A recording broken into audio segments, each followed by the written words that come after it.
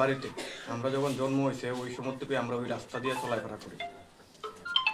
গত কয়েক বছর যাবৎ এই মহিলা সবিতা দাস, কাউন্সিলর 12 নম্বর ওয়ার্ড, বিভিন্ন সময় রাস্তার মধ্যে অবাঞ্ছিতভাবে বিভিন্ন মহিলা ফালায়, বিভিন্ন ধরনের আবর্জনা রাখে, সব কিছু রাখে। ওনাকে যদি কোনো কথা কয় তাহলে উনি বিশ্রী ভাষায় গালিগালাজ করে। আমার মোবাইলে রেকর্ডিং গালিগালাজ সব আমার কাছে আছে, আপনারা যদি চান আমি দিয়ে দেবো আপনাদের। আর বিভিন্ন সময় তাদের কোনো কথা বললে তাই বিভিন্ন সময় বিভিন্নভাবে বাজে ভাষায় গালিগালাজ করে, বলে তাই বড় নেতা, সবাইকে জেলে ঢুকিয়ে দিবে, বিভিন্ন ধরনের হুমকি দেয়, প্রাণ নাশের হুমকি দেয়। তো উনি আর ওনার স্বামী সবসময় প্রাণ নাশের হুমকি দেয়। তার জন্য আমি বাধ্য হয়ে সমাজের কাছে ফেসবুকে ওইটা দিয়ে সমাজের মানুষের কাছে আমি বিচারের জন্য প্রার্থী হয়েছিলাম।